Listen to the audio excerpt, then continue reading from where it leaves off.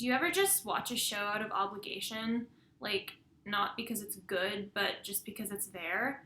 Maybe it used to be good and now it's not, and you're still just kind of dispassionately watching it. And then one day you're in the middle of an episode and you suddenly realize you have no idea why you're still doing this. So Orange is the New Black, huh? Orange is the New Black, a Netflix original now on its 6th season, is very loosely based on the real-life memoir of Piper Kerman, an affluent woman who served 13 months in a federal corrections facility for years-old drug trafficking charges. Actually, it was the reason I got Netflix. In its early stages, the show received a lot of critical praise, primarily for its heavy proportion of LGBT characters and the fact that it was one of the few shows to cast a trans woman. The novelty of a show with lesbian characters and bisexual characters and a trans character was pretty exciting, and on top of that, it had a genuinely engaging plot and likable characters. Mostly. As a few seasons passed, however, praise for the show started to die off. For one thing, LGBT representation was becoming more and more common with shows like Sense8 and Brooklyn Nine-Nine, and people started to look at such shows with a more critical eye. Seasons 4 and 5 were also not particularly well received, neither by fans nor critics. With the recent release of Orange is the New Black's 6th season, the showrunners hoped to rectify a lot of the problems with the show's previous seasons and correct its course a bit. They did not do that. One of the reasons that there was a lot of anticipation for this latest season of Orange is the New Black is that we were finally going to get to see what the maximum security prison was like. We'd had a couple of glimpses of what maximum security was like before, both when Piper was sent to testify against Kubra in court and a short scene where Nikki was sent to Max. Both times, Max was built up to be a much worse version of prison. The inmates were hardened criminals rather than mere victims of circumstance, the guards were tougher, there was much less freedom to be handed out, and everyday life was much more dangerous for our main characters. So when our remaining characters got sent down the hill to Max, the show had a tall order to fill. Our characters needed enough autonomy that they could still do interesting things and have a good plot, but Max still needed to live up to our expectations and make us feel like the build-up from Season 5 was earned. Most importantly, this needed to represent a significant change to our main characters. This meant that both the external threats to the inmates, like the guards and administration, as well as the internal threats, like other inmates, needed to be as big as the writers were promising that they would be. Unfortunately, with Season 6, we didn't really get that payoff. This is especially true when you consider how previous seasons raised their stakes. Season 4 gave us characters like Humps, Dixon, Coates, and Piscatella, who were genuinely sadistic and ruined the lives of certain prisoners just because they could. This was a big step up from the guards in previous seasons, where the worst of all of them was just a creepy pervert. That's not to diminish the very real issue of guards exploiting power imbalances in prisons, but compared to the violent and escalatory actions by many of the authorities in later seasons, Pornstache now seems relatively tame. At the same time, there's still something very real about characters like Piscatella or Humps. Piscatella's backstory was even based in part on a real-life case in Florida, where an inmate named Darren Rainey was boiled alive by 4 officers, none of whom were prosecuted. It's not a stretch to believe that the type of person who deliberately chooses to take jobs where they have both a significant amount of power over the lives of other individuals and very little accountability for their actions will probably trend towards being sadistic people. So for all their faults, the previous seasons tended to do a very good job of raising the stakes and recontextualizing the story. But for Season 6, with all 4 of the worst guards from the previous season either dead or having left the prison, they needed to once again raise the stakes and show the viewer that the characters were entering a situation that was completely unlike what they'd experienced before. They didn't really do that. For one, a couple of the guards are the same people from the first few seasons, just transferred to Max. This isn't inherently a problem, as we do get to see more of a couple characters we're already invested in, including what's probably the best done guard subplot with McCullough, but it does mean we get less of a paradigm shift and more of the same. As for the new guards, they don't feel particularly tougher or more restrictive than previous guards. On the contrary, some of these characters, like COs Coatman and Alvarez, are clearly just there for comic relief and actually feel less threatening and less competent than the minimum security guards. In terms of the external restrictions on the characters in Max, the worst new character we get is CO Hellman. There is one deeply uncomfortable scene at the beginning of the season where he forces 2 inmates to make out with each other after a fight, but besides that, Hellman's character doesn't really go anywhere. For the most part, he's sort of just a huge dick. That's not to say that every guard character needs to be a sociopath, but it seems in some ways like the situation the characters are in is actually easier than it was at minimum. It would be one thing if this were the point. There's all this build-up and all this fear of Max, and then they get there and it turns out it's just more of the same. But the narrative still treats it like suddenly everything's different and they're in a terrifying and unfamiliar setting. Scary music plays as the characters are walked from ad-seg into gen pop, gang wars are discussed in hushed voices, and characters like Piper, who were getting progressively tougher over the last few seasons, start to break down in tears as more time passes. It's just not earned. The majority of guards play a game called Fantasy Inmate, where they keep scores based on the inmate's actions. This is the main subplot intended to make the audience see these guards as reprehensible people, and while it's certainly a horrible thing to do, it's also not particularly worse than Humps forcing Maritza to eat a live mouse at gunpoint, or Coates sexually abusing Pensatucky, or Piscatella kidnapping and torturing Red. Fantasy Inmate is brought up at several points throughout the season, sometimes for comic relief and sometimes as a justification for minor plot points, like highlighting that Maria feels isolated after Piper is bribed into starting a conflict with her. For the most part, though, this subplot doesn't really have anywhere to go, nor does it tell us anything about the new characters that couldn't have been gleaned otherwise.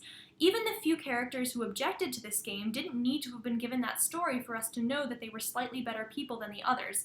Fantasy Inmate doesn't have any real consequences on the guards outside of Fantasy Inmate. Some of them come to like or dislike the game, but it doesn't make anyone realize that there's an inherent problem with how they're treating the inmates in a wider context.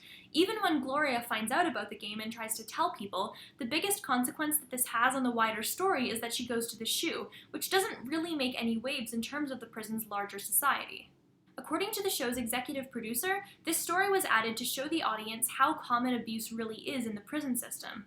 The thing is, that's kind of what the entire show is about, and we've gotten hosts of other subplots saying the exact same thing that were handled much better. For example, the entire genesis of the prison riot. As a whole, this doesn't really do much to raise the stakes in terms of external threats, nor does it tell us anything new about the prison or its characters. I mean, I guess you could justify it as comic relief, but it also wasn't funny, So they didn't do a great job at making Max seem more intimidating than minimum security in terms of the guards or the restrictions. The characters are still able to do most of the things they could do in minimum security, and the Litchfield employee antagonists almost feel like a downgrade. But what about the threats in terms of the other inmates? Well, the way they handled both the new and old characters wasn't exactly great either. After Season 5 wasn't critically well received, the showrunners took the opportunity of the characters being sent on different buses to sort of soft reset the show. There were two main issues that they really wanted to rectify from the previous season. The first was that because the entire season took place over the course of 3 days, many episodes felt tedious, and the entire season became bogged down with unnecessary filler in an attempt to keep things engaging. By spreading Season 6 out over several months, they fortunately managed to avoid this problem. The second was that the previous 2 seasons had introduced so many new characters that it became hard to get any real depth without ignoring some of them completely. Many characters, like Sophia, were almost completely forgotten about through the season with no consideration for how their histories should have impacted the larger story. The season ended, however, with the characters becoming separated, giving the writers the chance to correct this. They got rid of a ton of fan favorites like Maritza, Boo, and Janae, as well as a few characters who were admittedly dead weight, like the almost identical group of skinheads. There's nothing wrong with this at a first glance, but the opportunity was largely missed. There were 2 problems here. The first is that they've chosen to replace characters who are dead weight with characters who are functionally identical. Of course, they're going to have to introduce in new characters since they're being sent to a new prison, but they could at least take the opportunity to bring in characters who are interesting and add something new to the story.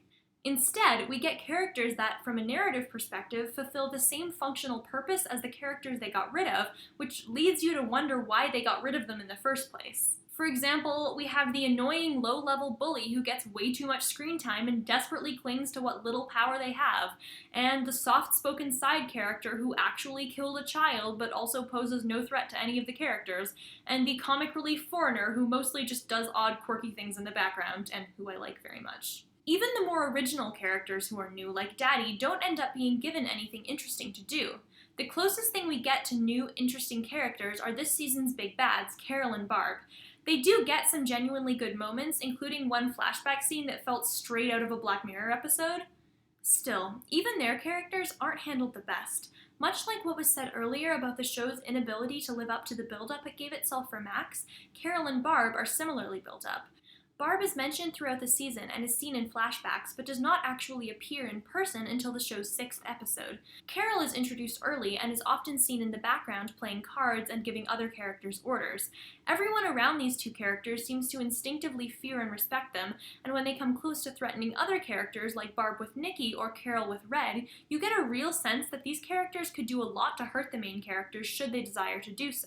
But the thing is, building up these characters to be these big threatening entities is only half the work. It still needs to build up to something real. Simply telling us that a character is powerful and evil and dangerous certainly works for a while, but after a certain amount of time, if we don't get shown a tangible display of their power, it sort of becomes an Emperor's New Clothes situation where we don't really feel the impact of what they're trying to show us.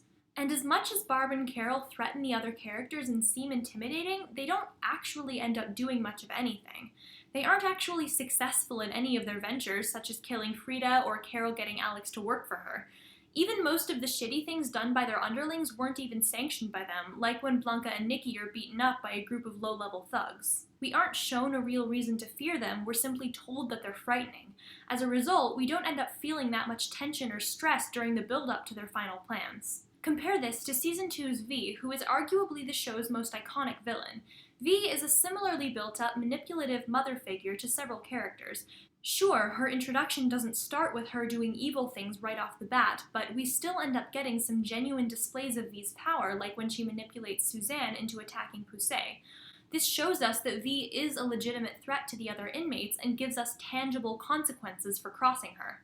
The fact that Minimum Security's V feels like a more prominent threat to the other characters than Carol and Barb once again displays a real inability on the showrunners' parts to raise the stakes. The second problem with this soft reset is that they haven't actually taken the full opportunity that having a more concentrated set of fewer characters should have afforded them. One of the most highly cited issues with the last couple of seasons is that the introduction of new characters has disallowed the show the opportunity to explore compelling storylines with any of them. There were just so many characters that instead of going really deeply into 5 or 6 of them, we instead got very surface-level explorations of 10 or 11 of them. Theoretically, narrowing down the cast of characters who are in the prison should have rectified this, but Season 6 ended up with the exact same problem as its previous seasons. The first few episodes gave us some interesting enough introductions to some new character arcs. Pennsatucky has decided to turn herself back into prison and serve out the rest of her sentence. Daddy is struggling with defying her boss after falling for Daya.